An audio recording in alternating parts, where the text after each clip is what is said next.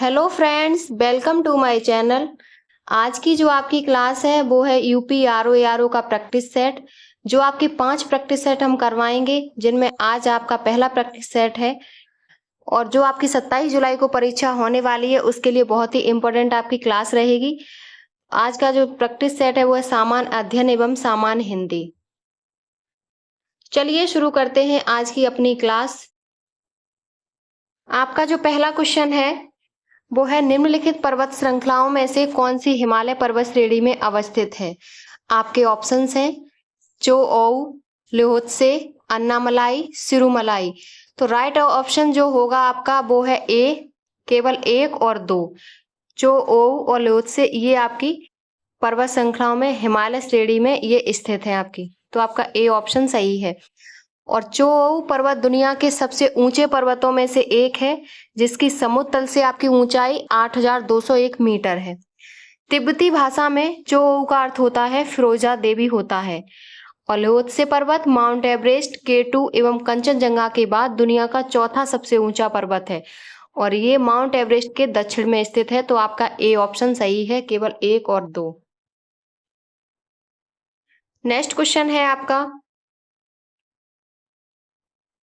Question है सूची 1 को सूची 2 से सुमेलित कीजिए तथा सूचियों के नीचे दिए गए कूट से सही उत्तर का चयन कीजिए। एक तरफ है आपकी क्रांति और दूसरी तरफ ये किससे संबंधित हैं। तो पहली है गोल्डन क्रांति। गोल्डन क्रांति आपकी किससे संबंधित है, तो बागवानी एवं शहद इसका दूसरा होगा। ग्रे क्रांति उर्वरक से है, इसका चौथा ऑप्शन सही है। पीली क्रांति आपकी तिलहन से होती है, तिलहन उत्पादन। और काली या ब्लैक क्रांति पेट्रोलियम उत्पादन है, तो आपका जो ऑप्शन सही होगा वो ऑप्शन सही है, आपका डी ऑप्शन आपका सही है। नेक्स्ट क्वेश्चन है आपका भारत की निम्नलिखित पर्वत श्रेणियों को उनकी अवस्थित के अनुसार उत्तर से दक्षिण व्यवस्थित कीजिए। उत्तर से दक्षिण की तरफ व्यवस्थित कीजिए। तो पहली है नंदा देवी, दूसरी है K2, तीसरी है अनाईमुड़ी और चौथी है डोडा बेटा। तो इसमें जो आपका राइट ऑप्शन होगा वो है बी। सबसे पहले आपकी K2 आएगी, उसके बाद नंदा देवी आएगी, फिर आपकी डोडा बेटा आएगी और फिर आपकी अनाईमुड़ी आएगी। तो इसमें आपका बी ऑप्शन सही है। और जो K2 है वो आपकी लद्दाख में स्थित है, नंदा देवी उत्तराखंड में और डोडा बेटा आपकी तमिलनाडु में और अनाईमुड़ी आपकी केरल में है, तो आपका बी ऑप्शन करेक्ट है। नेक्स्ट क्वेश्चन है आपका सूची 1 को सूची 2 के साथ सुमेलित कीजिए और सूचियों के नीचे दिए गए कूट का प्रयोग कर सही उत्तर चुनिए। पहली सूची एक तरफ है आपके हिमालय शिखर और दूसरी तरफ है ये कौन से राज्य में या केंद्र शासित प्रदेश में स्थित हैं। तो आपके पहले हैं, तो इसमें जो आपका K2 आपका कहाँ है, तो ये लद्दाख में है, दूसरा सही है। नंदा देवी आपके उत्तराखंड में स्थित है और तारा पहाड़ आपका हिमाचल प्रदेश में है और कंचनजंगा सिक्किम में है, तो आपका जो ऑप्शन सही होगा वो बी ऑप्शन आपका करेक्ट है। नेक्स्ट क्वेश्चन है आपका प्रायद्वीपीय पठार के संबंध में क्या सही नहीं है। इसमें क्या सही नहीं है, तो 3 कथन दिए हैं।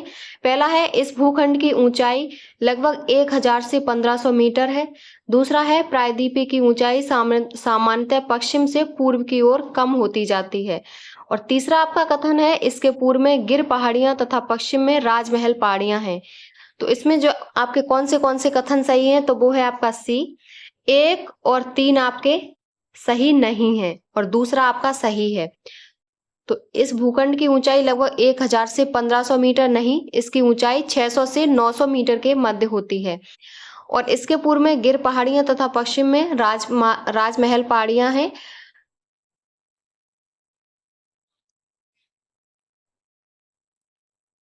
और दूसरा जो आपका कथन है वो है इसके पूर्व में गिर पहाड़ियां तथा पश्चिम में राजमहल पहाड़ियां हैं, तो ये आपका गलत है। पश्चिम में गिर पहाड़ियां हैं और पूर्व में राजमहल पहाड़ियां हैं, तो आपका 1 और 3 आपका ये गलत है, तो सी ऑप्शन आपका सही होगा। नेक्स्ट क्वेश्चन है आपका कथन ए भारत के उत्तरी मैदान में जाड़ों में कुछ वर्षा हो जाती है और इसका कारण है जाड़े में उत्तर पूर्वी मानसून सक्रिय होते हैं। सही उत्तर का चयन कीजिए, नीचे दिए हुए कूट से कीजिए। तो पहला है, तो इसमें जो आपका ऑप्शन सही होगा वो बी होगा। ए और आर दोनों सही हैं, परंतु आर ए की व्याख्या नहीं करता है। तो आपका बी ऑप्शन करेक्ट है। नेक्स्ट क्वेश्चन है आपका, नीचे दो वक्तव्य दिए गए हैं जिनमें से एक कथन है और दूसरा कारण है। तो पहला जो कथन है वो है, गंगा के मैदान में यदि कोई पश्चिम और उत्तर पश्चिम को चले तो मानसूनी वर्षा घटती हुई मिलेगी। और जो कारण है वो है आपका, गंगा के मैदान में कोई ज्यों-ज्यों ऊपर को बढ़ता जाएगा आर्द्रताधारी मानसूनी पवन और ऊंची हो जाती मिलेगी। ऊपर के दोनों वक्तव्यों के संदर्भ में निम्नलिखित में से कौन सा सही है? तो इसमें कौन सा सही है? तो आपका ए ऑप्शन करेक्ट है। ए और आर दोनों सही हैं और ए आर की सही व्याख्या करता है। तो आपका ए ऑप्शन करेक्ट है। नेक्स्ट क्वेश्चन है आपका, निम्नलिखित कथनों में से कौन सा सही है? पहला है, रामगंगा नदी कन्नौज के पास गंगा नदी में मिलती है। और दूसरा है, बेतवा नदी प्रयागराज के पास यमुना नदी में मिलती है। तो इसमें जो आपका राइट ऑप्शन होगा वो होगा सी, केवल एक सही है।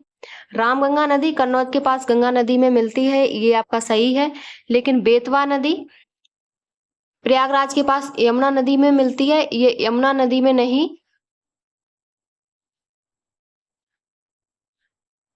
ये गलत है ना? ये आपका गलत है। दूसरा, ये प्रयागराज नहीं, ये हमीरपुर के पास यमुना नदी में मिलती है। तो आपका सी ऑप्शन करेक्ट है, इसमें एक कथन सही है। नेक्स्ट क्वेश्चन है आपका, निम्न वक्तव्यों पर विचार कीजिए तथा सही उत्तर का चयन कीजिए, कूट से कीजिए। कथन है, हिमालय से निकलने वाली सभी नदियां सतत वाहिनी हैं।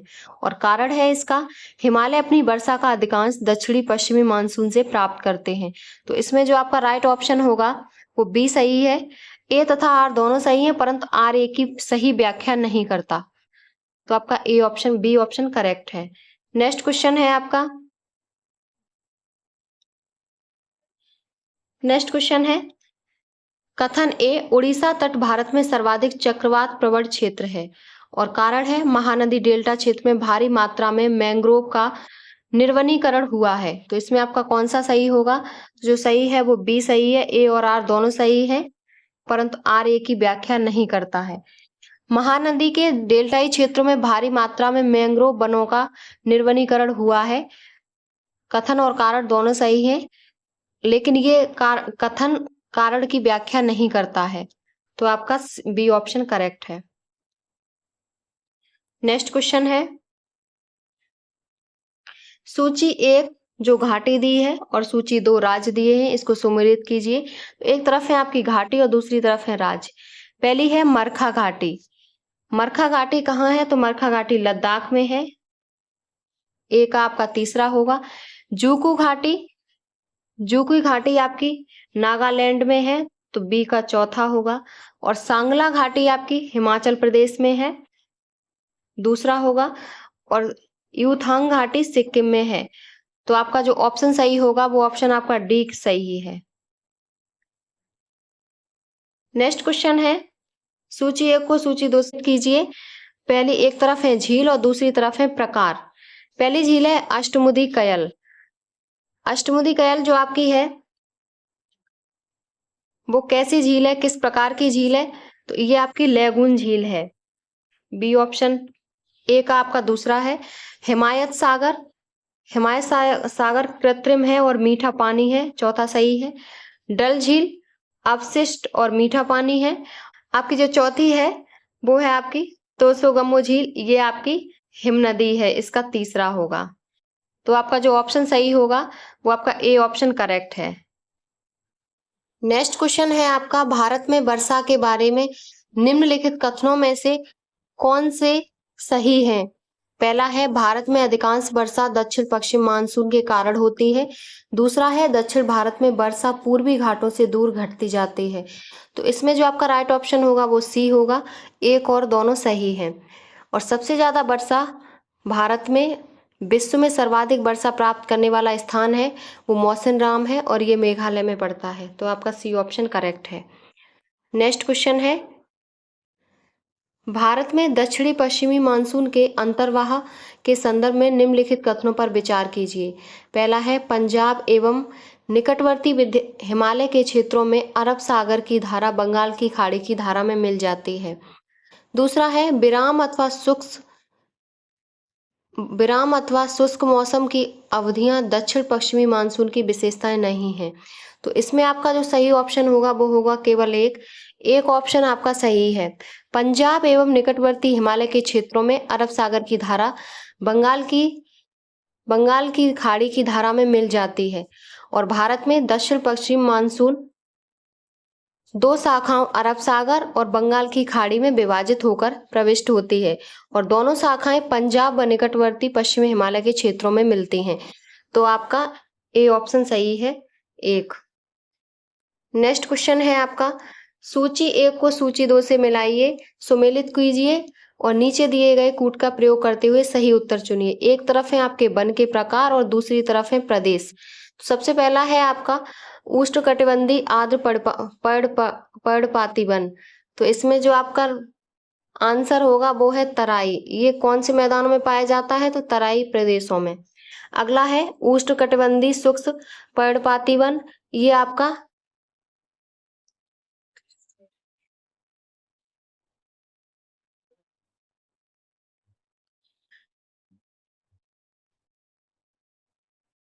पहला है आपका, एक तरफ है वन के प्रकार और दूसरी तरफ है संबंधित प्रदेश।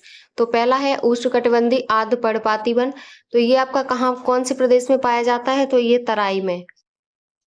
दूसरा है उष्णकटिबंधीय शुष्क पर्णपाती वन। ये आपका कहाँ पाया जाता है? तो गंगा के मैदान में। तीसरा इसका होगा। और अल्पाइन आपका अरुणाचल प्रदेश में और उष्णकटिबंधीय सदाबहार वन सह्याद्री में। तो जो ऑप्शन आपका सही होगा वो है आपका ए ऑप्शन आपका करेक्ट है। नेक्स्ट क्वेश्चन है, निम्न प्रश्न में 2 उक्तियां दी हुई हैं जिनमें से एक कथन है और दूसरा कारण है। तो कथन है आपका, भारत में पश्चिमी तट की तुलना में पूर्वी तट में धान का उत्पादन अधिक होता है और इसका कारण है भारत के पूर्वी तट पर पश्चिमी तट की तुलना में अधिक वर्षा होती है। तो जो राइट ऑप्शन होगा वो होगा सी। ए सही है और आर गलत है। भारत में पश्चिमी तट की तुलना में पूर्वी तट में धान का उत्पादन अधिक होता है और भारत के पूर्वी तट व पश्चिमी तट की तुलना में कम वर्षा होती है। अधिक वर्षा नहीं होती, कम वर्षा होती है। तो आपका सी ऑप्शन सही है, ए सही है और आर गलत है। नेक्स्ट क्वेश्चन है आपका, फसल चक्र के संदर्भ में निम्नलिखित में से कौन सा कथन सही है? पहला कथन है, गहरी जड़ों वाली फसलों के बाद उसी तरह की फसलें उगानी चाहिए। और दूसरा है, फलीदार फसल के बाद बिना फली वाली फसल लेनी चाहिए। तो जो राइट ऑप्शन होगा वो है आपका बी। केवल 2 आपका सही है और पहला आपका गलत है। नेक्स्ट क्वेश्चन है आपका, सूची 1 का मिलान कीजिए और सूची 2 से मिलान कीजिए और दिए हुए कूट को सही उत्तर चुनिए। तो सबसे पहला है आपका central research institute for dryland agriculture, CRIDA। तो ये आपका हैदराबाद में स्थित है। एक आपका दूसरा होगा। दूसरा है IIPR, Indian institute of pulses research. ये आपका कहाँ स्थित है? तो ये आपका कानपुर में है। बी का आपका चौथा है। और तीसरा है IGFRI, ये है आपका Indian grassland and fodder research institute. ये आपका झांसी में स्थित है। तीसरे का पहला सी का आपका पहला होगा। और चौथा है आपका UPCAR, Uttar Pradesh counselling of agriculture research. ये आपका लखनऊ में है। तो आपका जो ऑप्शन सही होगा वो आपका ऑप्शन सही है ए ऑप्शन आपका करेक्ट है। नेक्स्ट क्वेश्चन है आपका, कॉलम 1 में दी गई स्लेश एंड बर्न कृषि का कॉलम और दूसरे में दिया है राज्य क्षेत्र। तो पहला है झूमिंग कहाँ होती है? तो उत्तरी पूर्वी क्षेत्र में सी होगा। और खिला आपकी हिमालय पट्टी में, डी है आपका। और ब्रिंगा या बरिंगा ये आपका उड़ीसा में होगा, ए है इसका। और बाल्रे दक्षिण पूर्वी राजस्थान में होगा। तो आपका जो ऑप्शन सही होगा वो बी सही होगा। नेक्स्ट क्वेश्चन है, निम्नलिखित में से कौन से देश स्लोवाकिया के पड़ोसी देश हैं? पहला है सर्बिया, चेक गणराज्य, हंगरी और ऑस्ट्रिया। तो आपका जो इसमें राइट ऑप्शन होगा वो है सी 2, 3, 4। चेक गणराज्य, हंगरी और ऑस्ट्रिया ये इसके पड़ोसी देश हैं। नेक्स्ट क्वेश्चन है आपका, सूची 1 को सूची 2 से सुमेलित कीजिए। नीचे दिए गए कूट को सही उत्तर चुनिए। तो एक तरफ है देश और दूसरी तरफ है राजधानी। पहली है स्लोवाकिया, इसकी राजधानी कहाँ है? तो यह ब्रातिस्लावा में है। ए का पहला ही होगा। बुल्गारिया की राजधानी सोफिया है। तीसरा होगा रोमानिया की राजधानी आपकी बुखारेस्ट होगी। दूसरा होगा और हंगरी की राजधानी बुडापेस्ट होगी। तो आपका जो ऑप्शन सही होगा वो ए ऑप्शन सही है। नेक्स्ट क्वेश्चन है, निम्नांकित को सुमेलित कीजिए। एक तरफ है महाद्वीप और दूसरी तरफ है देश। पहला है अंध महाद्वीप। अंध महाद्वीप आपका अफ्रीका में है। विश्व की छत, जिसे हम पामीर का पठार भी कहते हैं, ये आपका पामीर में होगा, विश्व की छत। और हजारों झीलों का देश हम फिनलैंड को कहते हैं। और मोतियों का द्वीप बहरीन को कहते हैं।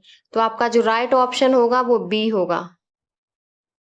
नेक्स्ट क्वेश्चन है, निम्नलिखित कथनों पर विचार कीजिए। पहला कथन है कोयला अवसादी शैल है, दूसरा है बेसाल्ट आग्नेय शैल है। तो इसमें आपका जो राइट ऑप्शन है वो है सी, 1 और 2 दोनों सही है। नेक्स्ट क्वेश्चन है, सूची 1 को सूची 2 से सुमेलित कीजिए और सही कूट का प्रयोग कीजिए। एक तरफ है उच्चतम शिखर और दूसरी तरफ है देश। पहला है माउंट लोगन। माउंट लोगन कहाँ है आपका? तो ये कनाडा में है और इसकी ऊंचाई 5,959 मीटर है। दूसरा है माउंट मैकिंले। माउंट मैकिंले आपका यूएसए में है और इसकी ऊंचाई, ये यूएसए के अलास्का राज्य में है और इसकी ऊंचाई 6,194 मीटर है। तीसरा है माउंट कॉस्किस्को। ये आपका ऑस्ट्रेलिया में स्थित है और इसकी ऊंचाई 2,228 मीटर ऊंची है। तो आपका विकल्प जो सही होगा वो सी है। नेक्स्ट आपका जो क्वेश्चन है वो है निम्नलिखित कथनों पर विचार कीजिए। पहला है ए, पर प्रशांत मेखला सुनामी का अति संवेदनशील क्षेत्र है और इसका कारण है यह मेखला विवर्तन की दृष्टि से अति सक्रिय क्षेत्र है और विश्व में प्रमुख भूकंपों का स्रोत है। तो इसमें जो आपका राइट ऑप्शन होगा वो होगा ए और आर दोनों सही है और ए का सही स्पष्टीकरण आर है। तो दोनों आपके सही है। नेक्स्ट क्वेश्चन है, निम्नलिखित नदियों पर विचार कीजिए। पहली है डॉन, दूसरी है सिरदरिया, तीसरी है बोल्गा और चौथी है यूराल। अब इसमें क्या पूछा है, उपरोक्त नदियों में से कौन सी स्थल रुद्र कैस्पियन सागर में आ बहती है? तो इसमें जो आपका राइट ऑप्शन होगा वो होगा सी, 3 और 4, बोल्गा और यूराल। बोल्गा तथा यूराल नदियां स्थल रुद्र कैस्पियन सागर में गिरती हैं, जबकि डॉन नदी काला सागर में और सरदरिया अरल झील में गिरती है। तो आपका सी ऑप्शन करेक्ट होगा। नेक्स्ट क्वेश्चन है आपका, सूची 1 को सूची 2 से सुमेलित कीजिए और सही कूट का प्रयोग कीजिए। एक तरफ है नदी और दूसरी तरफ है नगर। पहली है स्प्री नदी आपकी कहाँ है? बर्लिन में। चौथा होगा राइन नदी आपकी है बॉन में। और सीन पेरिस में है और एल्व आपकी हैम्बर्ग में है। तो आपका जो विकल्प सही होगा वो आपका बी ऑप्शन सही है। नेक्स्ट क्वेश्चन है निम्नलिखित कथनों पर विचार कीजिए। पहला कथन है ग्रीष्म में महाद्वीपों और महासागरों के बीच तापमान विपर्याप्तता शीत ऋतु की अपेक्षा अधिक होता है। और दूसरा है जल की विशिष्ट ऊष्मा भूपृष्ठ की विशिष्ट ऊष्मा की अपेक्षा अधिक होती है। तो इसमें से कौन सा कथन सही है? तो जो कथन सही है वो आपका बी सही है। कथन 1 और कथन 2 दोनों सही हैं तथा कथन 1 की सही व्याख्या नहीं करता। तो आपका बी ऑप्शन करेक्ट है। नेक्स्ट क्वेश्चन है, हाल के वर्षों में मानव गतिविधियों के कारण वायुमंडल में कार्बन डाइऑक्साइड की सांद्रता में बढ़ोतरी हुई है, किंतु उसमें से बहुत सी वायुमंडल के निचले भाग में नहीं रहती। क्योंकि क्यों नहीं रहती? तो इसका पहला जो कथन है वो है वह बाह्य समताप मंडल में पलायन कर जाती हैं। दूसरा है समुद्रों में पादप प्लवक प्रकाश संश्लेषण कर लेते हैं। और तीसरा है ध्रुवीय बर्फ छत्रक वायु का प्रग्रहण कर लेते हैं। तो इसमें जो आपका कथन सही होगा वो है आपका बी। केवल 2 आपका सही है और 1 और 3 आपका गलत है। नेक्स्ट क्वेश्चन है आपका, नीचे दिए गए वक्तव्य दिए गए हैं जिसमें एक कथन है और दूसरा कारण है। पहला है कथन है जो जीवमंडल एक खुला विवृत तंत्र का उदाहरण है। और दूसरा इसका कारण है जीवमंडल में पदार्थ के प्रारंभिक निवेश के बाद पुनः नए पदार्थों का निवेश नहीं हो सकता, परंतु ऊर्जा की निवेश एक बहिर्गमन पर कोई प्रतिबंध नहीं होता। तो इसमें आपका कौन सा ऑप्शन सही होगा? तो सी ऑप्शन सही है। ए आपका सही है और आर आपका गलत है। सी ऑप्शन आपका करेक्ट होगा। नेक्स्ट क्वेश्चन है, सूची 1 को सूची 2 से सुमेलित कीजिए तथा सूचियों के नीचे दिए गए सही कूट का चयन कीजिए। एक तरफ है जयमंडल और दूसरी तरफ है अवस्थिति। तो पहला है सिमलीपाल। सिमलीपाल आपका उड़ीसा में है। पंचमढ़ी, पंचमढ़ी आपका मध्य प्रदेश में है। नंदा देवी आपका उत्तराखंड में स्थित है। और नोकरेक आपका मेघालय में है। तो आपका कौन सा ऑप्शन सही होगा? बी ऑप्शन आपका करेक्ट है। नेक्स्ट क्वेश्चन है, सूची 1 को सूची 2 से सुमेलित कीजिए और सही कूट का चयन कीजिए। एक तरफ है हरित पादप। पहला है आपका हरित पादप। तो ये क्या है आपका? ये उत्पादक होता है। पशु परजीवी द्वितीय उपभोक्ता तीसरा होगा।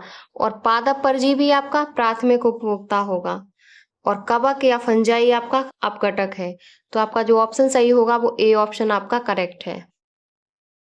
नेक्स्ट क्वेश्चन है आपका कथन और कारण वाला। तो इसका जो कथन है वो है जाड़े की ऋतु में दिल्ली में वायु प्रदूषण उच्च स्तर का रहता है। और इसका जो कारण है वो है मोटर गाड़ियों में दहन प्रक्रिया जाड़े में बढ़ जाती है। तो जो सही आंसर होगा वो है ए सी। ए सही है परंतु आर गलत है, क्योंकि जाड़े की अपेक्षाकृत ठंडी तथा भारी वायु में मोटर गाड़ियों के द्वारा उत्सर्जित धुआं वातावरण में संघनित हो जाता है, जिसके फलस्वरूप दिल्ली में वायु प्रदूषण का स्तर उच्च हो जाता है। तो आपका सी ऑप्शन करेक्ट है। ए सही है और आर गलत है। नेक्स्ट क्वेश्चन है, निम्नलिखित कथनों पर विचार कीजिए। पहला कथन है कृषि मृदाएं पर्यावरण में नाइट्रोजन के ऑक्साइड निर्मुक्त करती हैं। दूसरा है मवेशी पर्यावरण में अमोनिया निर्मुक्त करते हैं। और तीसरा है कुक्कुट उद्योग पर्यावरण में अभिक्रियाशील नाइट्रोजन यौगिक निर्मुक्त करते हैं। तो इसमें जो आपका राइट ऑप्शन होगा वो होगा डी। 1 और 2 3 तीनों सही है। नेक्स्ट क्वेश्चन है निम्नलिखित युग्मों में से कौन सा एक सही सुमेलित है? पहला है बायोस्फीयर रिजर्व और एडवर्ड स्वेस। दूसरा है इकोसिस्टम एपीजी कंडोल। तीसरा है इकोलॉजी एजी टेंसले। और चौथा है जैव विविधता रीटर। तो इसमें जो आपका सही है, इसमें आपका ए ऑप्शन सही होगा, बायोस्फीयर रिजर्व, एडवर्ड स्वेस। और ये आपके तीनों गलत हैं। जबकि इकोसिस्टम है वो आपका एजी टेंसले ने दिया है। और इकोलॉजी अर्नस्ट हैकल ने दिया है। और जैव विविधता जो सब वो वाल्टर जी रोजेन ने दिया है। तो आपका ए ऑप्शन करेक्ट होगा। नेक्स्ट क्वेश्चन है निम्नलिखित में से युग्मों में से कौन एक सही सुमेलित नहीं है? पहला है आपका ईश्वर बर्मन जौनपुर प्रस्तर अभिलेख। दूसरा है सर्व बर्मन गया ताम्रपत्र। तीसरा है जीवित गुप्ता सेकंड देव वैरांक अभिलेख। और चौथा है ईशान बर्मन हरहा पाषाण अभिलेख। तो इसमें जो आपका सुमेलित है वो आपका बी है, सर्व बर्मन गया ताम्रपत्र। और ईश्वर बर्मन है वो आपके जौनपुर प्रस्थ। इसमें ये पूछा है नहीं है सुमेलित, तो आपका बी ऑप्शन सुमेलित नहीं है और ये तीनों आपके सही सुमेलित हैं। तो आपका बी ऑप्शन करेक्ट है।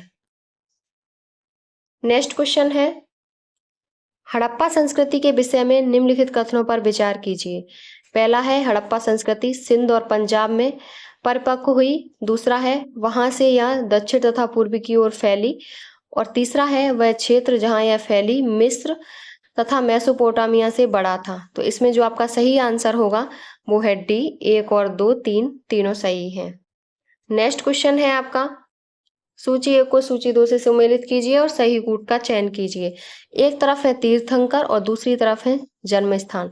इसमें जो आपका सही आंसर होगा वो डी है। तो आपका ऋषभनाथ, अयोध्या, संभवनाथ आपके श्रावस्ती है, और पद्मनाथ कौशाम्बी है, और पार्श्वनाथ काशी है। तो आपका डी ऑप्शन करेक्ट है। नेक्स्ट क्वेश्चन है आपका, सूची 1 को सूची 2 से सुमेलित कीजिए और सही कूट का चयन कीजिए। एक तरफ है महाजनपद और दूसरी तरफ है राजधानी। तो इसमें जो आपका सही आंसर है वो है सी, मत्स्य का आपका होगा विराटनगर, जो आज का आपका जयपुर है, और तीसरा है कुरु, दूसरा है आपका कुरु इंद्रप्रस्थ, इसकी राजधानी, और सूरसेन हम मथुरा को कहते हैं, और अस्मक ये आपकी दक्षिण में पड़ता है, ये पोतन है दूसरा। तो आपका सी ऑप्शन करेक्ट है। नेक्स्ट क्वेश्चन है, निम्नलिखित युग्मों में से कौन सा एक युग्म सही सुमेलित नहीं है? पहला है आपका शिल्पाधिकारम, और इसके आगे है इलांगो आदिगल, और दूसरा है मणिमेखले तिरुमाजीसी, और तीसरा है कुरुल तिरुवल्लुवर, और तीसरा है तिरुमदल तिरुमंगे अलवार। तो इसमें कौन सा सुमेलित नहीं है? तो आपका बी नहीं है, मणिमेखले तिरुमाजीसी। बी आपका सही सुमेलित नहीं है और तीनों आपके सही सुमेलित हैं। नेक्स्ट क्वेश्चन है आपका, सूची 1 को सूची 2 से सुमेलित कीजिए और नीचे दिए गए कूट में से सही उत्तर चुनिए। एक तरफ है शासक या अधिकारी और दूसरी तरफ है उनके कबीले। तो पहला है इल्तुतमिश का था शमसी, ए का पहला ही होगा। दूसरा है बलवन का है इलवरी, इसका तीसरा होगा। जमालुद्दीन याकूत का होगा हबसी, और मंगू का है शमसी। तो आपका जो आंसर सही होगा वो है आपका ए ऑप्शन सही है। नेक्स्ट क्वेश्चन है, पुर्तगाली लेखक नूनिज के अनुसार विजयनगर साम्राज्य में महिलाएं निम्नलिखित में से किन क्षेत्रों में निपुण थीं? तो कुश्ती, ज्योतिष शास्त्र, लेखाकरण और भविष्यवाणी। तो जिसमें महिलाएं निपुण थीं वो है आपके 1, 2, 3, 4 सब में थीं। तो आपका डी ऑप्शन करेक्ट है। नेक्स्ट क्वेश्चन है, निम्नलिखित युग्मों में से कौन सही सुमेलित नहीं है? पहला है ध्रुवदास, भगत नामावली, नावादास, भक्तमाल, रसखान, रसिक प्रिया, और उस्मान चित्रावली। तो इसमें जो सही सुमेलित नहीं है वो है सी, रसखान रसिक प्रिया। रसिक प्रिया केशव दास की है, न कि रसखान की। तो ये आपके तीनों सही है और सी आपका सही नहीं है। नेक्स्ट क्वेश्चन है आपका, निम्न प्रश्न में 2 वक्तव्य हैं, एक है कथन और दूसरा है कारण। तो कथन है इसका, शाह आलम द्वितीय ने साम्राज्य के प्रारंभिक वर्ष में अपनी राजधानी से दूर व्यतीत किए, और कारण है उत्तर पश्चिम सीमांत में विदेशी आक्रमण का भय लगा रहता था, इसलिए। तो इसमें जो राइट ऑप्शन होगा वो होगा बी। ए और आर दोनों सही हैं, लेकिन आर ए की सही व्याख्या नहीं करता। तो बी ऑप्शन करेक्ट है।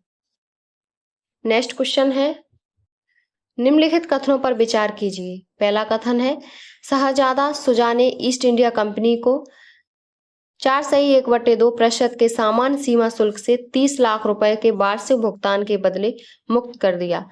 और दूसरा है, मुर्शिद कुली जफर खान ने कंपनी के दस्तक को आंतरिक व्यापार के लिए प्रयोग में न लाए जाने की व्यवस्था दी। और तीसरा जो कथन है वो है, ईस्ट इंडिया कंपनी के सेवकों ने भारतीय व्यापारियों को सीमा शुल्क से बचने हेतु दस्तक विक्रय कर दी। तो इसमें जो सही कथन होगा वो है आपका बी, 2 और 3। पहला आपका सही नहीं है और 2 और 3 सही है। नेक्स्ट क्वेश्चन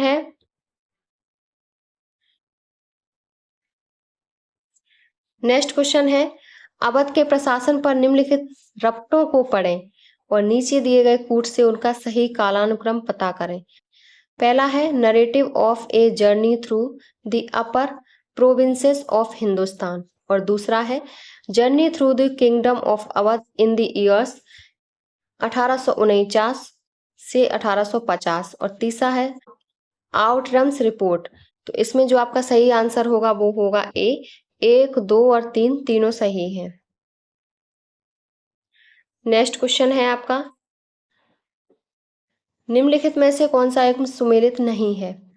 पहला है बेस्टिटार्ट बक्सर का युद्ध, दूसरा है लॉर्ड हैंगिस्ट आंग्ल नेपाल युद्ध, तीसरा है लॉर्ड बेलेजली, चतुर्थ आंग्ल मैसूर युद्ध और चौथा है लॉर्ड कॉर्नवालिस, तृतीय आंग्ल मराठा युद्ध। तो जो सुमेलित नहीं है वो आपका डी ऑप्शन सही नहीं है और तीनों आपके सुमेलित हैं। तो बक्सर का युद्ध आपका 1764 में और इसके जो गवर्नर जनरल थे उस टाइम वो थे बेनस्टार्ट। और दूसरा है आपका आंग्ल नेपाल युद्ध। आंग्ल नेपाल युद्ध आपका 1814 से लेकर 1816 तक और इसके जो गवर्नर जनरल थे वो लॉर्ड हैंगिस्ट थे। और तीसरे हैं लॉर्ड बेलेजली। लॉर्ड बेलेजली चतुर्थ आंग्ल मैसूर युद्ध जो आपका 1799 ईस्वी में हुआ। नेक्स्ट क्वेश्चन है आपका, नेक्स्ट क्वेश्चन है सूची 1 को सूची 2 से सुमेलित कीजिए तथा सूचियों के नीचे दिए गए सही कूट की पहचान कीजिए। पहला है आपका भारतीय सशस्त्र अधिनियम। तो भारतीय सत्र अधिनियम है जो आपका वो 1878 इसका दूसरा होगा। शाही पद अधिनियम ये 1876 है। तीसरा है भारतीय उच्च न्यायालय अधिनियम, ये आपका 1861 है। और चौथा है भारतीय विवाह विच्छेद अधिनियम, ये आपका 1869 है। तो आपका डी ऑप्शन करेक्ट है। नेक्स्ट क्वेश्चन है, 19वीं सदी में भारत में आर्थिक विकास की कमी के लिए निम्नलिखित में से कौन से कारण जिम्मेदार थे? तो पहला जो कारण है वो है आधिकारिक तौर पर ब्रिटिश सरकार अहस्तक्षेप की नीति से वचनबद्ध थी, किंतु वास्तव में यह एक विवेदात्मक हस्तक्षेप की नीति थी। और दूसरा है यूरोपीय उद्यमियों के संबंध बैंकों और एजेंसी घरों के साथ थे, जबकि भारतीयों को स्वजन परिवार व जाति के लोगों पर निर्भर रहना पड़ता था। और तीसरा जो कारण है वो है जब बागानों का अंतरण व्यक्तिगत पूंजीपति के स्वामित्व में किया गया तब देसी निवेशकों की जानबूझकर उपेक्षा की गई। तो इसमें जो आपका सही होगा वो है आपका डी ऑप्शन। 1, 2, 3 तीनों कारण सही हैं। इन्हीं कारण की वजह से 19वीं सदी में भारत में आर्थिक विकास की कमी हुई। नेक्स्ट क्वेश्चन है आपका, नेक्स्ट है ब्रिटिश औपनिवेशिकी व्यवस्था के विरुद्ध 1857 में से पूर्व में भारत के विभिन्न भागों में हुए निम्न विद्रोहों को सही घटनाक्रम के अनुसार रखें। पहला है बंगाल का सिपाही विद्रोह, दूसरा है कच्छ का विद्रोह, तीसरा है बेल्लोर का सिपाही विद्रोह और चौथा है संताल विद्रोह और पांचवा है कोल विद्रोह।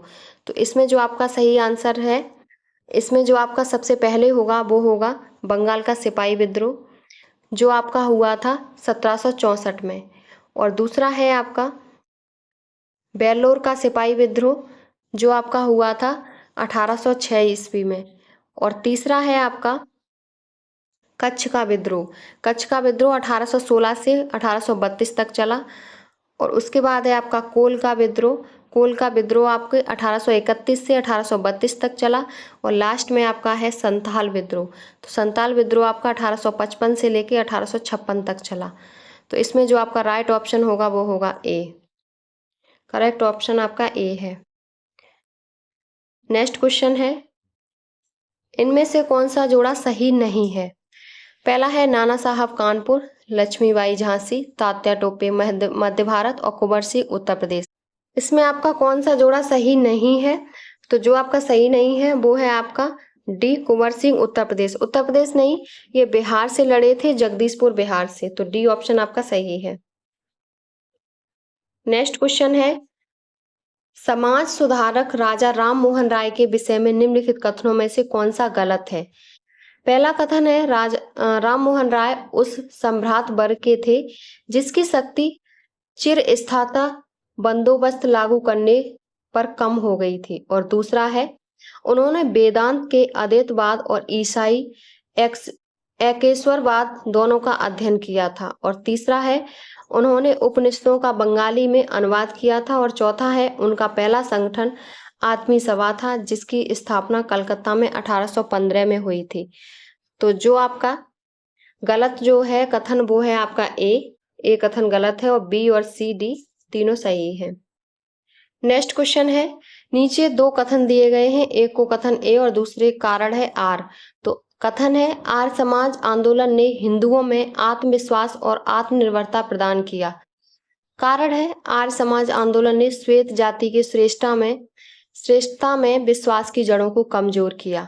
तो इसमें सही उत्तर कौन सा होगा? तो इसमें जो आपका सही है वो बी सही है। ए और आर सही दोनों हैं, लेकिन आर ए की सही व्याख्या नहीं करता। बी ऑप्शन करेक्ट है। नेक्स्ट क्वेश्चन है, निम्नलिखित कथनों पर विचार कीजिए। पहला है, 19वीं सदी के सामाजिक धार्मिक आंदोलनों के कारण भारत का आधुनिकीकरण हुआ है। और कारण है इसका, सामाजिक आर्थिक आंदोलनों के मूल में बुद्धिवाद, वैज्ञानिक दृष्टिकोण तथा अन्य ऐसे विचार थे जो आधुनिकता के आधार माने जाते हैं। तो इसमें जो आपका सही होगा वो होगा डी। ए और आर दोनों सही हैं और ए की सही व्याख्या आर करता है। तो आपका डी ऑप्शन करेक्ट है। नेक्स्ट क्वेश्चन है आपका, सूची 1 को सूची 2 से मिलाइए और सही कूट का प्रयोग करके सही उत्तर चुनिए। एक तरफ है नेता और दूसरी तरफ है उनकी कौन सी पार्टी थी। तो पहले है श्यामा प्रसाद मुखर्जी, जिनकी पार्टी थी भारतीय जनसंघ। दूसरे हैं मीनू मसानी, जिनकी पार्टी थी स्वतंत्र पार्टी। और तीसरे हैं ऐसे डांगे, जो जिस पार्टी से थे वो थी भारतीय कम्युनिस्ट पार्टी। और चौथे हैं अशोक मेहता, प्रजा सोशलिस्ट पार्टी। तो इसमें जो आपका ऑप्शन सही होगा वो ए ऑप्शन आपका सही है। नेक्स्ट क्वेश्चन है आपका, 20वीं शताब्दी के पहले दशक में होने वाली निम्नलिखित घटनाओं को कालानुक्रम से व्यवस्थित कीजिए। सबसे पहली है भारतीय राष्ट्रीय कांग्रेस बम्बई अधिवेशन, दूसरा है ऑल इंडिया मुस्लिम लीग की स्थापना, तीसरा है बंगाल का विभाजन, चौथी है भारतीय राष्ट्रीय कांग्रेस सूरत अधिवेशन। इसमें जो सबसे पहले है आपकी भारतीय राष्ट्रीय कांग्रेस बम्बई अधिवेशन, इसका अधिवेशन आपका 1885 में हुआ। तो सबसे पहले आपका एक आएगा। और दूसरा है बंगाल का विभाजन, जो 1905 में हुआ। तो दूसरे नंबर पे आपका बंगाल विभाजन आएगा। और तीसरे पे है ऑल इंडिया मुस्लिम लीग की स्थापना, ये आपकी 1906 में हुई। और चौथा है भारतीय राष्ट्रीय कांग्रेस सूरत अधिवेशन, जो आपका 1907 में हुआ। तो इसमें जो आपका सही ऑप्शन होगा वो होगा बी। बी ऑप्शन आपका करेक्ट है। नेक्स्ट क्वेश्चन है, निम्न कथनों को पढ़कर सही विकल्प चुनें। पहला कथन है 1907 में कांग्रेस वार्षिक अधिवेशन की अध्यक्षता रास बिहारी घोष ने की थी। और दूसरा है, इस अधिवेशन में कांग्रेस दो गुटों चरमपंथी एवं नरमपंथी में विभाजित हो गई। तीसरा है 1916 में वार्षिक अधिवेशन में कांग्रेस के दो गुट चरमपंथी और नरमपंथी का विलय हो गया। इस अधिवेशन की अध्यक्षता एसपी सिन्हा ने की थी। तो इसमें जो आपका सही आंसर होगा वो है आपका सी। 1, 2 सही है, किंतु तीसरा आपका गलत है। पहला, दूसरा आपका सही है और तीसरा आपका गलत है। इसकी जो अध्यक्षता की थी वो एसपी सिन्हा ने नहीं, अंबिका चरण मजूमदार ने की थी। तो आपका सी ऑप्शन करेक्ट है।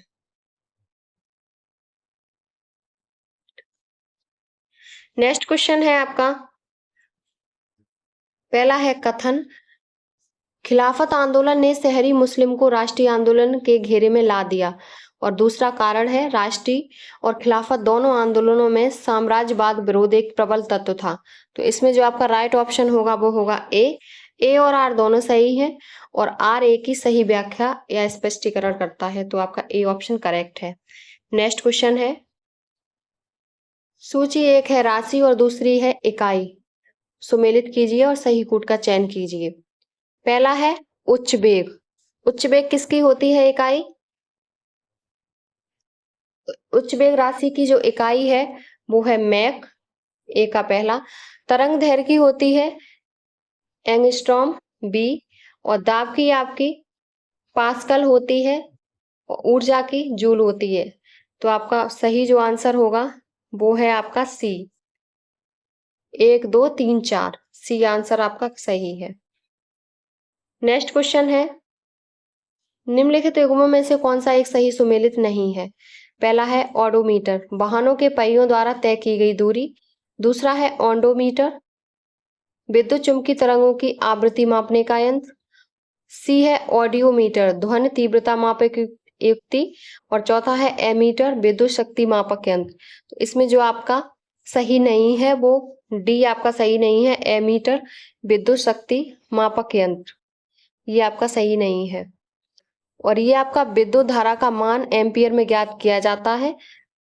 विद्युत धारा का माप हम एम्पियर में करते हैं, उसे एमीटर से करते हैं, तो आपका डी ऑप्शन करेक्ट है। नेक्स्ट क्वेश्चन है, नीचे दिए गए दोनों कथनों पर विचार कीजिए और एक दूसरे को कारण कहा गया है कि नहीं ये बताइए। तो पहला है, नमक और बर्फ के मिश्रण में 0 डिग्री सेल्सियस से नीचे का तापमान प्राप्त होता है और इसका कारण है नमक बर्फ के जमाव बिंदु को बढ़ा देता है। तो इसमें जो सही होगा वो है आपका सी। ए सही है पर आर आपका गलत है, तो सी ऑप्शन करेक्ट है।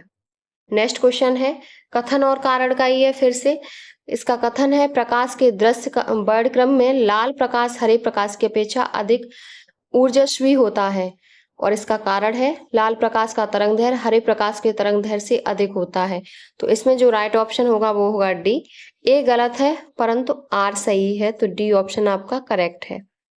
और हरे रंग के प्रकाश की तरंगदैर्घ्य कम और लाल रंग की ज्यादा होती है, तो इसमें ये गलत दिया है, इसलिए ए गलत है और आर सही है। नेक्स्ट क्वेश्चन है आपका, तड़ित आघातों से भवनों को बचाने के लिए तड़ित चालकों का उपयोग किया जाता है। तड़ित चालकों के संबंध में निम्नलिखित कथनों में से कौन सा सत्य है। पहला है आपका, तड़ित चालक अपने शीर्ष पर एक विद्युत क्षेत्र बनाते हैं जिससे कि तड़ित अधिमान्य रूप से इस पर ही आघात करे। और दूसरा है, तड़ित चालक भवन की सतह पर आवेश या धारा को एक समान रूप से वितरित कर आघात के प्रभाव को कम कर देते हैं। और तीसरा है, तड़ित चालक सारे आवेश को भूमि के काफी अंदर ले जाते हैं। और चौथा है, तड़ित चालकों को भवन के किसी ऊंचे स्थान पर ही स्थापित किया जाना चाहिए। तो इसमें जो राइट ऑप्शन होगा वो 1, 3 और 4। 1, 3 और 4 आपके सही हैं और दूसरा आपका गलत है, तो आपका सी ऑप्शन करेक्ट है। नेक्स्ट क्वेश्चन है, आयनी यौगिकों से संबंधित निम्न कथनों पर विचार कीजिए। पहला कथन है, आयनी यौगिक एल्कोहल में अविलेय होते हैं। दूसरा है, ठोस अवस्था में आयनी यौगिक विद्युत के उत्तम चालक होते हैं।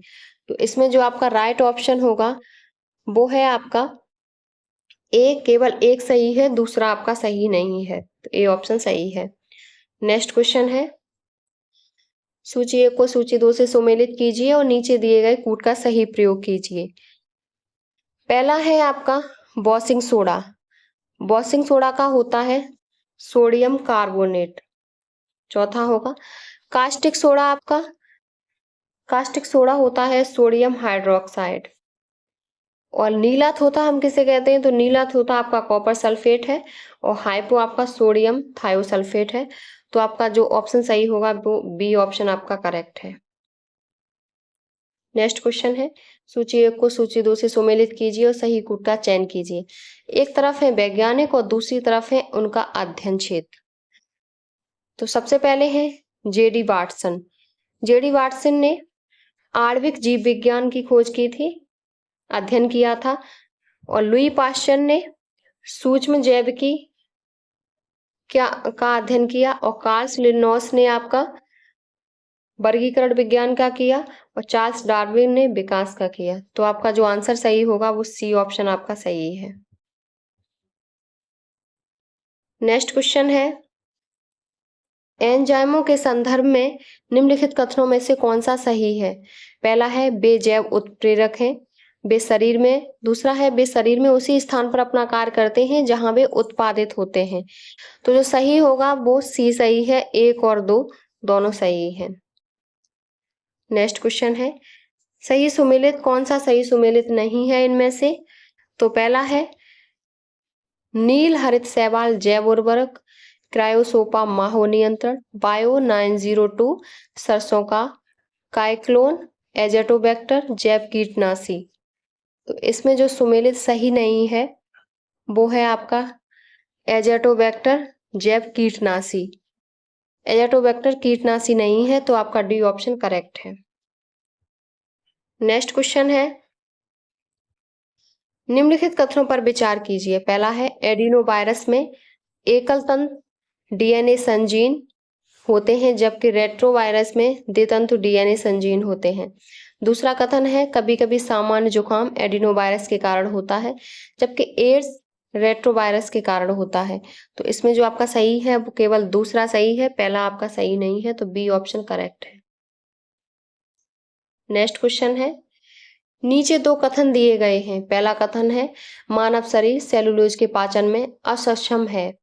दूसरा है कारण मानव शरीर में स्टार्च अपघटक एंजाइम डायस्टेस विद्यमान होते हैं। तो इसमें जो आपका सही होगा वो बी सही है।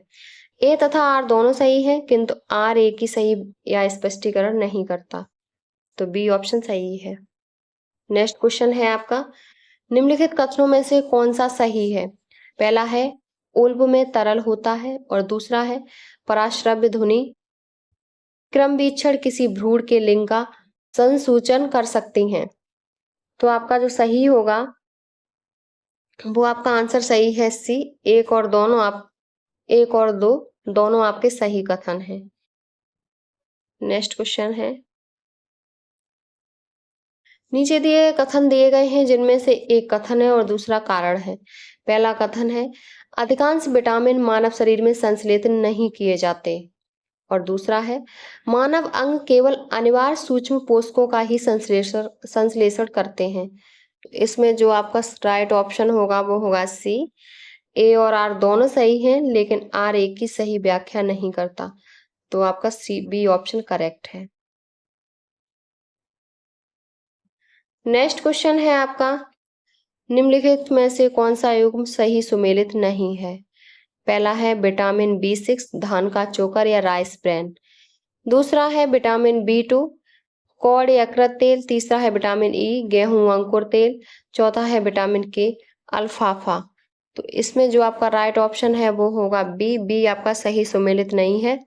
विटामिन B2 आपका हरी सब्जियों में होता है, न कि कॉड यकृत तेल में, तो आपका बी ऑप्शन करेक्ट है। नेक्स्ट क्वेश्चन है, 2011 की जनगणना के अनुसार निम्नलिखित में से भारत के किस केंद्र शासित प्रदेश में न्यूनतम लिंगानुपात पाया जाता है? पहला है चंडीगढ़, दमन एवं दीव, अंडमान निकोबार द्वीप समूह और लक्षद्वीप। तो केंद्र शासित जो प्रदेश है वो है आपका बी, दमन एवं दीव। बी ऑप्शन आपका सही है, जिसमें आपके 1000 पुरुष पर 618 महिलाएं हैं, तो आपका बी ऑप्शन करेक्ट है। नेक्स्ट क्वेश्चन है, जनगणना 2011 के अनुसार सर्वाधिक औसत साक्षरता वाले निम्नलिखित 4 जिलों का सही अवरोही क्रम है। तो अवरोही जो क्रम है आपका वो है आपका, सबसे पहले है गौतम बुद्ध नगर, दूसरा है कानपुर नगर, और तीसरा है औरैया, और चौथा है इटावा। तो आपका बी ऑप्शन करेक्ट है। नेक्स्ट क्वेश्चन है, भारत में नगरीकरण के संदर्भ में निम्नलिखित कथनों में से कौन सा सही है? पहला है 2011 की जनगणना के अनुसार देश की कुल नगरीय जनसंख्या का 60% से अधिक प्रथम श्रेणी के नगरों में निवास करती है, और दूसरा है 2011 में देश में 10 लाख से अधिक जनसंख्या वाले 53 नगर संकुल थे। तो इसमें जो आपका सही होगा वो होगा सी। 1 और 2 दोनों सही है। नेक्स्ट क्वेश्चन है आपका, नीचे दिए गए कूट से निम्नलिखित नगरीय केंद्रों को जनसंख्या 2011 के सही अवरोही क्रम के अनुसार चुनिए। तो नगरीय केंद्र जो है वो है आपके मेरठ, गाजियाबाद, आगरा और वाराणसी। तो इसमें जो आपके अवरोही क्रम, तो अवरोही क्रम में जो सबसे पहले आएगा वो है आपका गाजियाबाद। सबसे पहले आपका गाजियाबाद है, फिर है आपका आगरा, फिर है आपका वाराणसी, और लास्ट में आपका मेरठ। तो इसमें जो राइट ऑप्शन होगा वो होगा बी। बी ऑप्शन सही है। नेक्स्ट क्वेश्चन है, सूची 1 को सूची 2 से सुमेलित कीजिए, सही कूट का प्रयोग कीजिए। एक तरफ है कर्व और दूसरी तरफ है इंडिकेशन। इसमें जो पहला है वो है आपका लॉरेंज वक्र, जिसमें आपका जो आंसर होगा वो है आपका आय अथवा संपदा के वितरण में असमानता। दूसरा है फिलिप्स वक्र, तो ये आपका होगा मुद्रास्फीति और रोजगार। और तीसरा है एंजल वक्र, ये आपका आय और खाद्य अनुपात है। और चौथा है लाफर वक्र, ये आपका कर दरें एवं कर राजस्व है। तो इसमें जो आपका सही आंसर है वो है आपका सी। सी आंसर आपका सही है। नेक्स्ट क्वेश्चन है आपका, कथनों पर विचार कीजिए। पहला कथन है चीनी उद्योग दक्षिण भारत में अधिक विकसित है। दूसरा है गन्ने की प्रति हेक्टेयर पैदावार तथा गन्ने में रस की मात्रा दक्षिणी राज्यों में अधिक होती है। तो इसमें जो आपका सही आंसर होगा वो होगा डी। ए गलत है किंतु आर सही है। भारत विश्व में गन्ने का सबसे बड़ा उपभोक्ता एवं द्वितीय उत्पादक राष्ट्र है। यहाँ विश्व का लगभग 19% गन्ना पैदा किया जाता है। तो आपका डी ऑप्शन सही है। नेक्स्ट क्वेश्चन है आपका, निम्नलिखित में से कौन सा एक सही सुमेलित नहीं है। पहला है आपका Uttar Pradesh council of agriculture research Lucknow, ये आपका सही है। दूसरा है IARI नई दिल्ली, जो है आपका इंडियन एग्रीकल्चर रिसर्च इंस्टीट्यूट नई दिल्ली, ये भी आपका सही है। तीसरा है IBRI, ये आपका इंडियन वेटरनरी रिसर्च इंस्टीट्यूट, जो आपका इसमें कानपुर दिया है लेकिन ये आपका इज्जत नगर बरेली में है, तो यही आपका गलत होगा सी। और तीसरा है NDRI Karnal, national dairy research institute Karnal Haryana में है।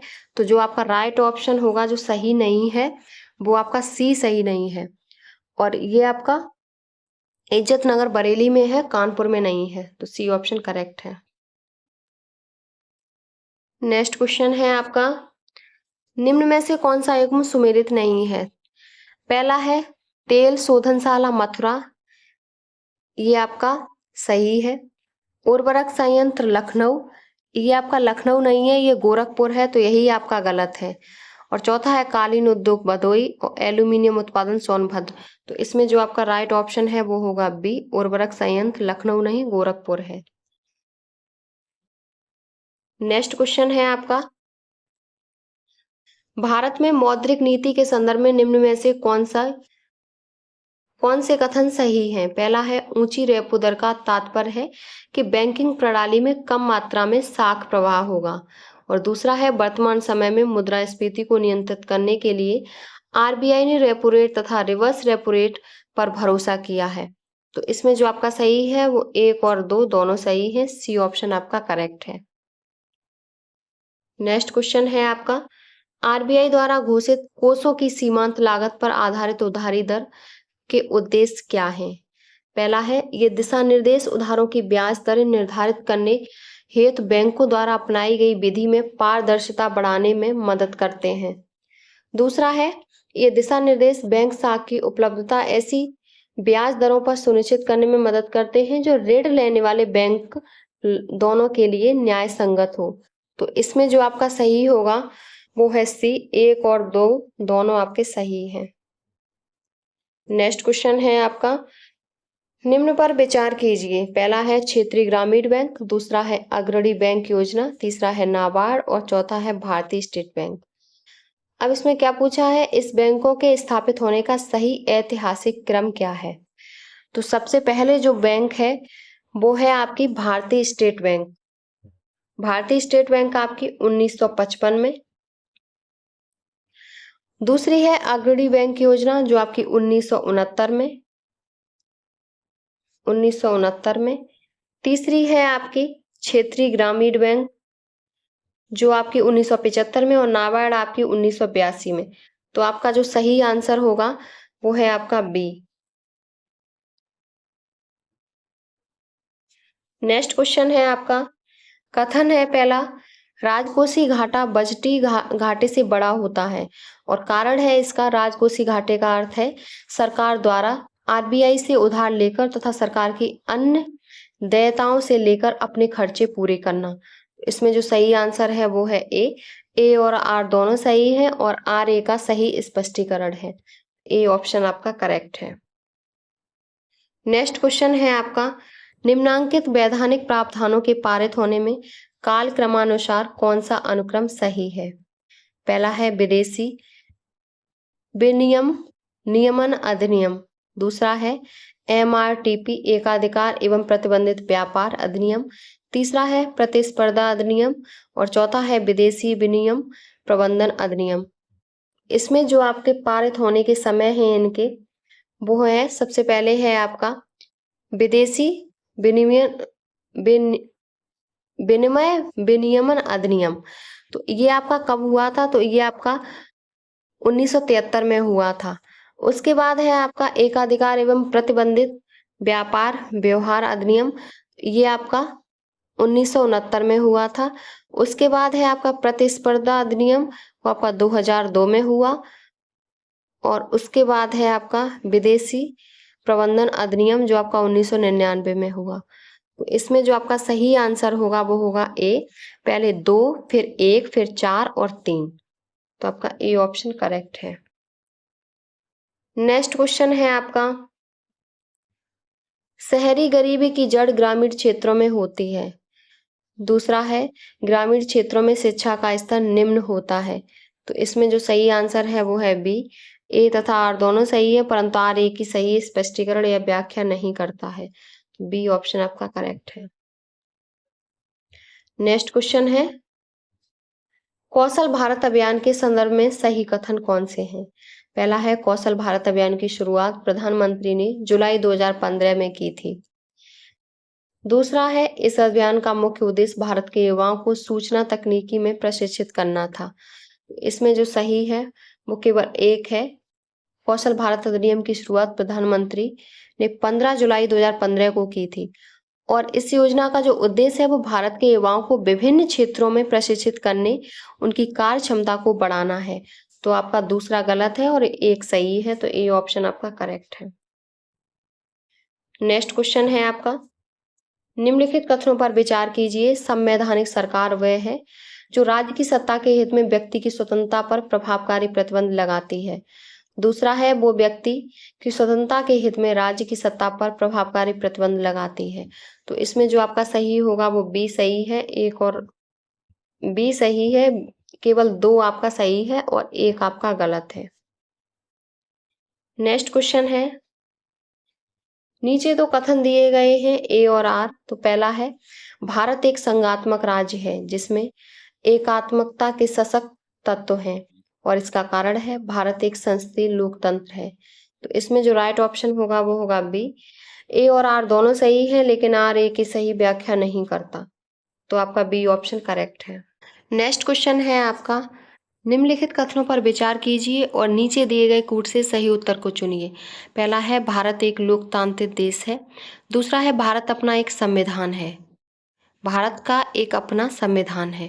तो इसमें जो आपका सही आंसर है वो है बी। ए तथा आर दोनों सही हैं, लेकिन आर एक की सही व्याख्या नहीं करता। तो आपका बी ऑप्शन करेक्ट है। नेक्स्ट क्वेश्चन है, सूची 1 को सूची 2 से सुमेलित कीजिए और नीचे दिए गए सही कूट का प्रयोग कीजिए। एक तरफ है कृत्यकारी और दूसरी तरफ है शपथ या प्रतिज्ञा। तो इसमें जो आपका सबसे पहले है भारत का राष्ट्रपति। तो भारत का राष्ट्रपति होगा भारत के संविधान के प्रति निष्ठा एवं श्रद्धा। और दूसरा है भारत सर्वोच्च न्यायालय के न्यायाधीश। तो वो होंगे आपके संविधान और विधि की मर्यादा को बनाए रखना। और तीसरे हैं संसद सदस्य। संसद सदस्य हैं आपके कर्तव्यों के निष्ठापूर्वक निर्वहन। और चौथा है संघ के मंत्री, सूचना की गोपनीयता। तो आपका जो आंसर सही होगा वो सी आंसर आपका सही है। नेक्स्ट क्वेश्चन है आपका, सूची 1 को सूची 2 से सुमेलित कीजिए और 4 विकल्पों में से सही उत्तर चुनिए।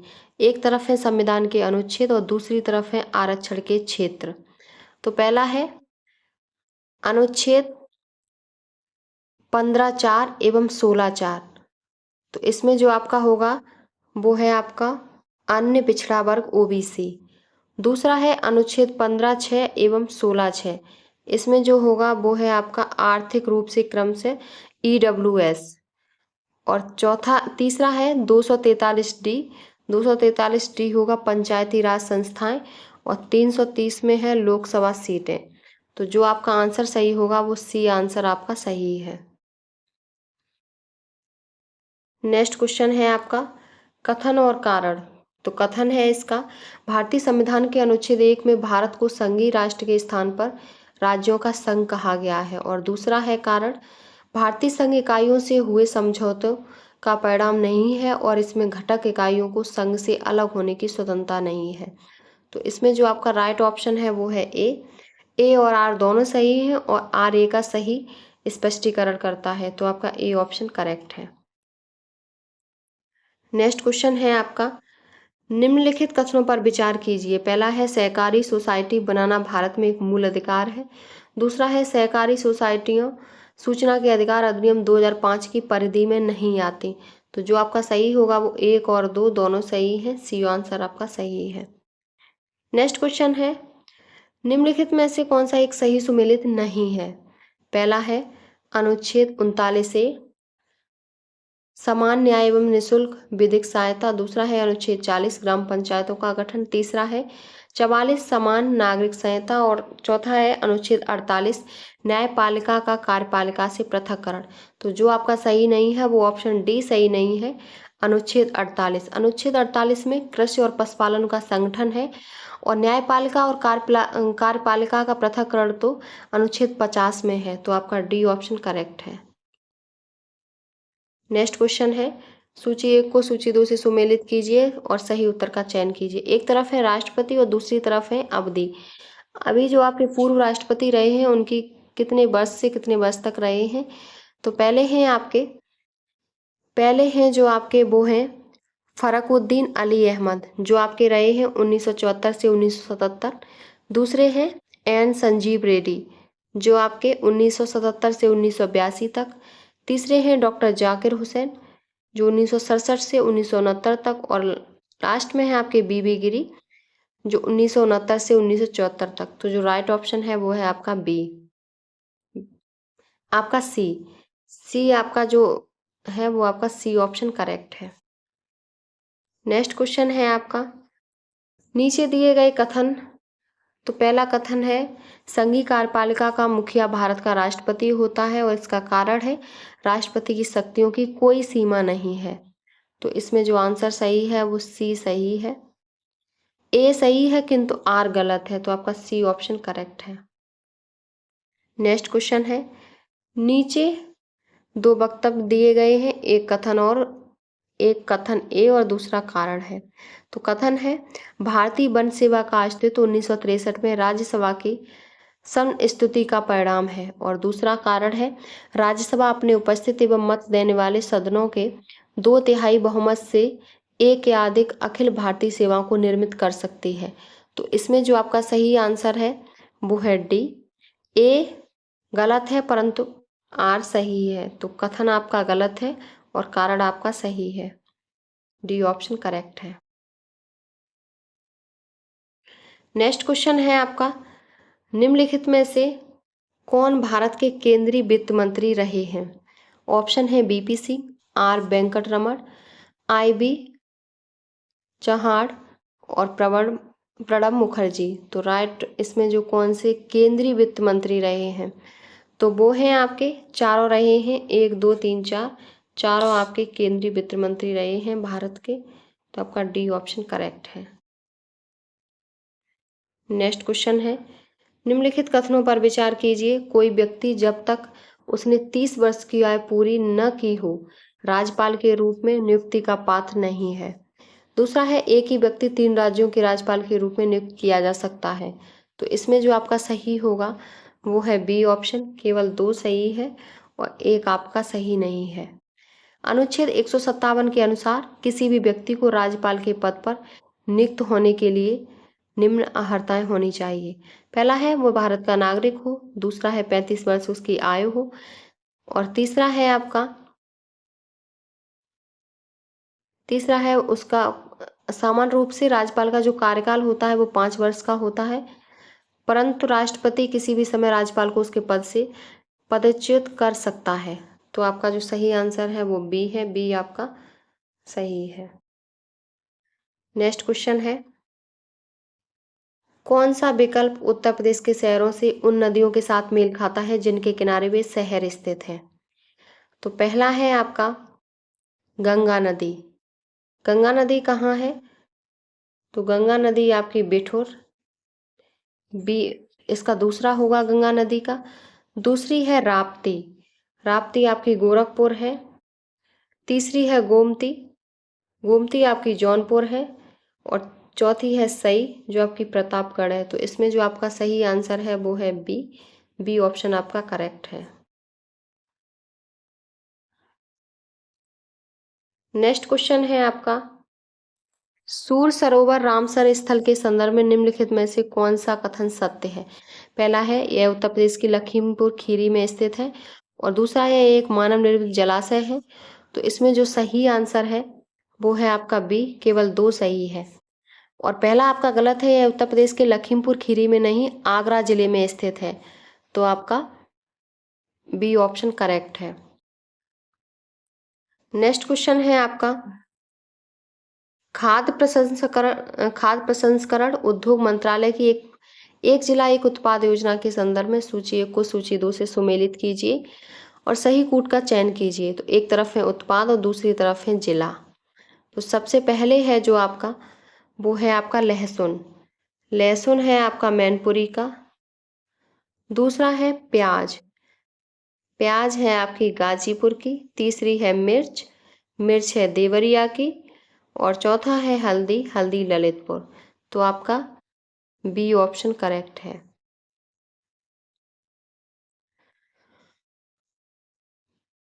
नेक्स्ट क्वेश्चन है, निम्नलिखित में से कौन सा एक युग्म सही सुमेलित नहीं है? एक तरफ है जिला, दूसरी तरफ है उद्योग। पहला है मुरादाबाद, पीतल का काम, ये सही है। प्रतापगढ़ कालीन, ये आपका गलत है। प्रतापगढ़ आंवला के लिए है, कालीन के लिए तो भदोई है। तीसरा है बरेली फर्नीचर, सहारनपुर कागज। तो इसमें जो आपका राइट आंसर है वो है प्रतापगढ़। बी आंसर आपका सही है, कालीन। नेक्स्ट क्वेश्चन है, सूची 1 को सूची 2 से सुमेलित कीजिए, सही कूट का चयन कीजिए। एक तरफ है उद्योग और दूसरी तरफ है स्थान। तो पहला है आपका सीमेंट। सीमेंट आपका चुर्क में है। कागज आपका सहारनपुर में है। इलेक्ट्रॉनिक्स आपका कानपुर में है। फर्नीचर बरेली में है। तो इसमें आपका जो आंसर सही होगा वो बी ऑप्शन आपका सही है। बी ऑप्शन करेक्ट है। नेक्स्ट क्वेश्चन है, सूची 1 को सूची 2 से सुमेलित कीजिए और नीचे दिए गए सही कूट का चयन कीजिए। एक तरफ है पीतल का सामान। पीतल का सामान मुरादाबाद। माचिस आपकी, माचिस बरेली है। खेल का सामान, तो खेल का सामान मेरठ में मिलता है। और लकड़ी पर नक्काशी सहारनपुर में है। तो आपका जो आंसर सही होगा वो बी ऑप्शन आपका सही है। नेक्स्ट क्वेश्चन है, सूची 1 को सूची 2 से सुमेलित कीजिए। एक तरफ है हवाई अड्डा और दूसरी तरफ है नगर। तो पहला है बमरौली। बमरौली आपका कहाँ है? तो इलाहाबाद में। चकेरी आपका कहाँ है? चकेरी आपका कानपुर में पड़ता है। और दूसरा है हिंडौन। हिंडौन आपका गाजियाबाद में पड़ता है। और फुर्सतगंज आपका रायबरेली में है। तो आपका डी ऑप्शन करेक्ट है। नेक्स्ट क्वेश्चन है आपका, सूची 1 को सूची 2 से सुमेलित कीजिए और सही कूट का चयन कीजिए। एक तरफ है लोकगीत और दूसरी तरफ है गायन का अवसर। तो पहला है चैती। चैती आपका मौसमी गीत है। कजरी आपका विवाह एवं मौसमी गीत है। रसिया आपका ब्रज का लोकगीत है। और सोहर आपका संस्कार गीत है। तो आपका जो आंसर सही होगा वो ए आंसर सही है। नेक्स्ट क्वेश्चन है आपका, नेक्स्ट क्वेश्चन है, सूची 1 को सूची 2 से सुमेलित कीजिए और सही कूट का चयन कीजिए। पहला है आपका कनक भवन। कनक भवन कहाँ है? तो ये आपका अयोध्या में है। कनक भवन अयोध्या में है। और कामदगिरी पर्वत आपका ये कहाँ है? ये चित्रकूट में है। कालिंजर दुर्ग आपका बांदा में है। और देवा शरीफ आपका बाराबंकी में है। तो राइट ऑप्शन आपका बी है। बी ऑप्शन आपका सही है। नेक्स्ट क्वेश्चन है, ये आपका मैथ का क्वेश्चन आ गया। तो इसमें जो आपका आंसर होगा वो ए ऑप्शन सही है। -1/3 कॉमा -4/15। तो ए ऑप्शन करेक्ट है। अगला है, दो संख्याओं का योग 10 तथा उनके वर्गों का अंतर 40 है। दोनों में से बड़ी संख्या कौन सी है? तो आपकी जो बड़ी संख्या होगी वो है आपकी 7। बी ऑप्शन आपका करेक्ट है। नेक्स्ट क्वेश्चन है, यदि किसी घन की एक भुजा 100% बढ़ा दी जाए तो उसका आयतन बढ़ जाएगा। तो उसका आयतन 800% बढ़ जाएगा। बी ऑप्शन आपका करेक्ट है। नेक्स्ट क्वेश्चन है, एक निर्माता किसी मशीन को 20% लाभ के साथ थोक विक्रेता को बेचता है। थोक विक्रेता 10% लाभ के साथ खुदरा विक्रेता को बेच देता है। खुदरा विक्रेता 15% लाभ के साथ मशीन को 455.40 के ग्राहक को बेचता है। निर्माता की लागत क्या है? तो इसमें जो सही लागत होगी वो होगी आपके ₹300। ये ऑप्शन आपका करेक्ट है। नेक्स्ट क्वेश्चन है आपका ₹425 को 4 पुरुषों, 5 महिलाओं एवं 6 बच्चों में 9-8-4 के अनुपात में बांटा जाता है। तो एक पुरुष का हिस्सा या रुपए में होगा तो कितना होगा? वो आपका होगा 38.25 रुपए। नेक्स्ट है निम्नलिखित क्रम में लुप्त संख्या ज्ञात कीजिए। तो लुप्त संख्या इसमें कौन सी होगी? ये आपका रीजनिंग का क्वेश्चन है। तो लुप्त संख्या आपकी 71 है। बी ऑप्शन आपका करेक्ट है। नेक्स्ट क्वेश्चन है निम्नलिखित श्रेणी में छूटी हुई संख्या क्या आएगी इस स्थान पर? तो छूटी हुई जो संख्या आएगी वो 10 आएगी। ए ऑप्शन आपका सही है। नेक्स्ट है किसी कूट भाषा में इतने और इतने को क्रम से, ये आपका रीजनिंग का क्वेश्चन है। तो इसका आंसर हम बता दे रहे हैं। इसका जो आंसर होगा वो है आपका ए ऑप्शन आपका सही है। नेक्स्ट क्वेश्चन है यदि रनर को समर लिखा जाता है तो कोल्डर को क्या लिखा जाएगा? तो ये आपका जो है ए ऑप्शन आपका सही होगा। ए ऑप्शन सही है। नेक्स्ट क्वेश्चन है 18/9/1977 को रविवार था। एक जोड़े का विवाह इस तिथि को हुआ था। अगले 15 वर्षों में उनके विवाह की वर्षगांठ कितनी बार रविवार को पड़ेगी? तो इसमें आपका जो आंसर होगा, इसमें जो आपका आंसर होगा वो है आपका बी ऑप्शन आपका सही होगा, 2 बार। नेक्स्ट क्वेश्चन है यदि एक दर्पण में देखने पर किसी घड़ी में समय 9:30 प्रतीत होता है तो सही समय क्या होगा? तो सही समय क्या होगा? सही समय होगा वो आपका होगा 2:30। ए ऑप्शन आपका सही होगा। नेक्स्ट क्वेश्चन है आपका नीचे दिए गए चित्र में कितने वर्ग उपस्थित हैं यदि इतने इतने तब सभी आंतरिक कोण 90 डिग्री हो? तो इसमें आपका सी ऑप्शन सही होगा, 13। नेक्स्ट क्वेश्चन है ए बी से लंबा है परंतु सी जितना लंबा नहीं है। डी ई से लंबा है परंतु बी जितना लंबा नहीं है। ई एफ से लंबा है परंतु डी जितना लंबा नहीं है। तो इसमें कौन सबसे अधिक लंबा होगा? तो वो है आपका सी, बी ऑप्शन सही है। नेक्स्ट क्वेश्चन है भारत कौशल रिपोर्ट 2024 के विषय में विचार कीजिए। इसे केंद्रीय श्रम मंत्रालय द्वारा जारी किया गया। युवाओं को काम करने के लिए सर्वाधिक उपयुक्त स्थान कोच्चि एवं तिरुवनंतपुरम निम्नलिखित में से कौन सा कथन सही है? तो इसमें जो आपका कथन सही आएगा वो आपका बी सही है, केवल दूसरा कथन सही है और ए आपका गलत है। नेक्स्ट क्वेश्चन है आपका फरवरी 2024 में घोषित उत्तर प्रदेश संस्कृत संस्थान पुरस्कार 2022 के विषय में कौन सा कथन सही है? पहला है उत्तर प्रदेश संस्कृत संस्थान द्वारा वर्ष 2022 में विश्व भारती पुरस्कार प्रोफेसर रहेश बिहारी द्विवेदी को प्रदान किया गया और दूसरा है महर्षि व्यास पुरस्कार प्रोफेसर आनंदजने शास्त्री को प्रदान किया गया। तो इसमें जो राइट ऑप्शन है वो सी, 1 और 2 दोनों सही है। नेक्स्ट क्वेश्चन है आपका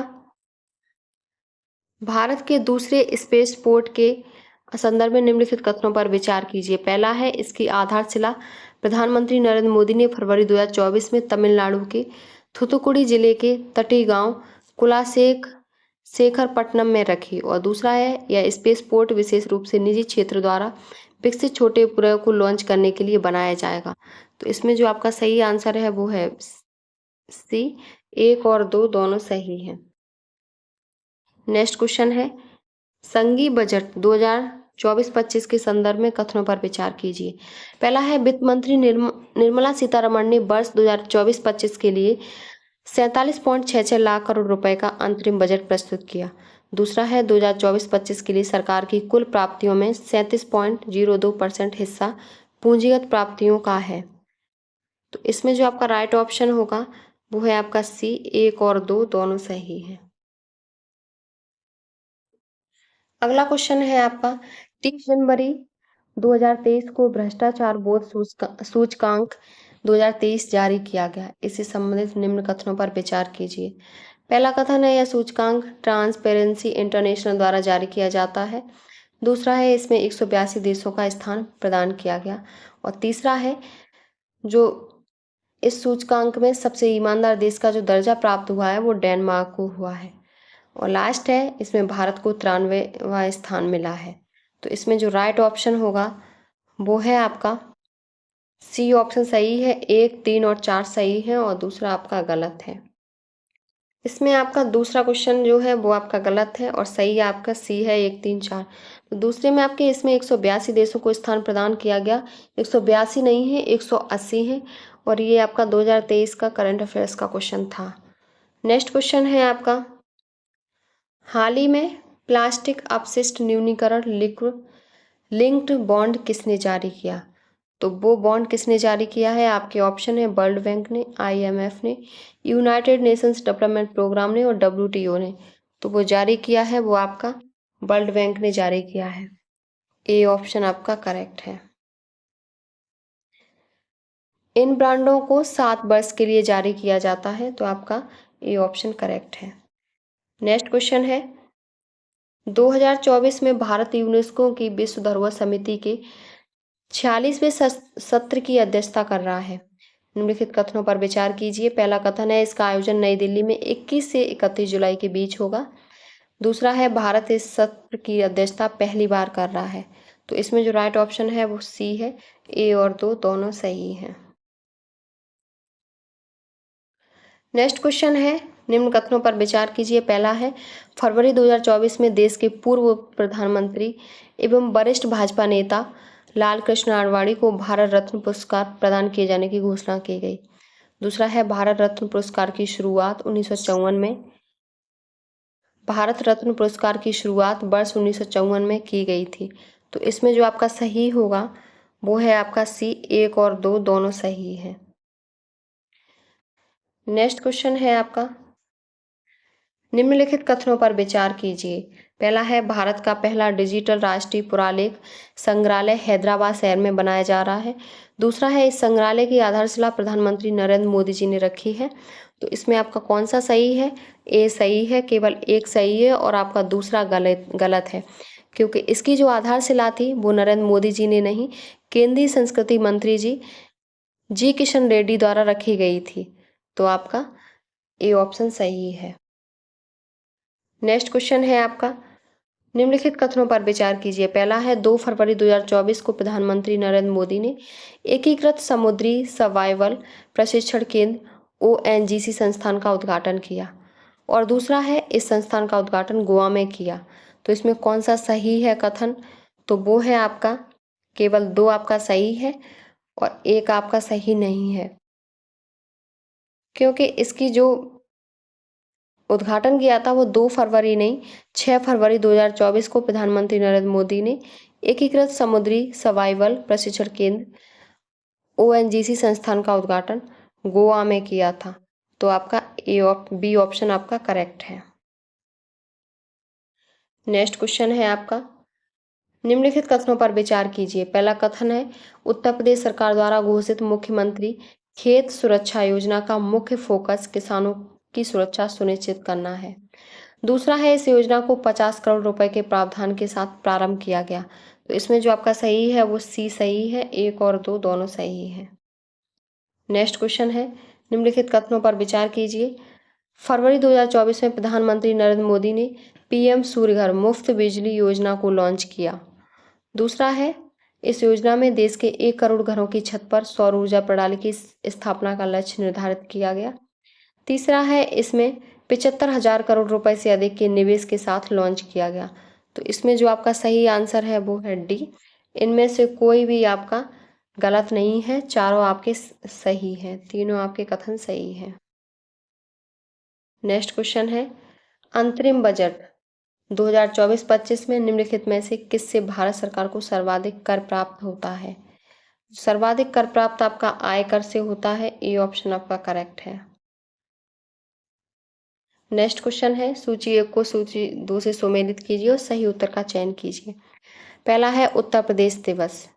उत्तर प्रदेश दिवस कब मनाया जाता है? तो वह आपका मनाया जाता है 24 जनवरी को। तीसरा है पराक्रम दिवस 23 जनवरी को, ये हम सुभाष चंद्र बोस जी की याद में मनाते हैं। तीसरा है राष्ट्रीय स्टार्टअप दिवस, ये आपका 16 जनवरी को। और चौथा है प्रवासी भारतीय दिवस 9 जनवरी को। इस दिन गांधी जी अफ्रीका से वापस आए थे। तो इसमें जो आपका सही आंसर होगा वो बी होगा, 1 2 3 4। नेक्स्ट क्वेश्चन है आपका, 19 फरवरी 2024 को श्री कल्की धाम मंदिर का शिलान्यास किया गया था। संबंधित कथनों पर विचार कीजिए। पहला है, इसका शिलान्यास उत्तर प्रदेश के मुख्यमंत्री आदित्यनाथ ने किया। दूसरा है, यह मंदिर उत्तर प्रदेश के वाराणसी जिले में स्थित है।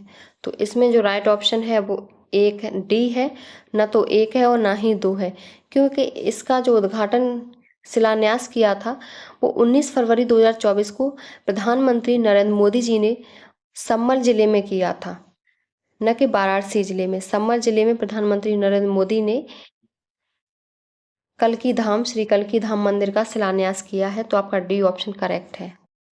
ये आपके आज का पहला प्रैक्टिस सेट आपका कंप्लीट हो गया और ये आपका बहुत ही इम्पोर्टेंट रहेगा प्रतियोगी परीक्षा के लिए, आरओ के लिए। अगर वीडियो पसंद आई हो तो प्लीज़ चैनल को like, subscribe, share and comment करें।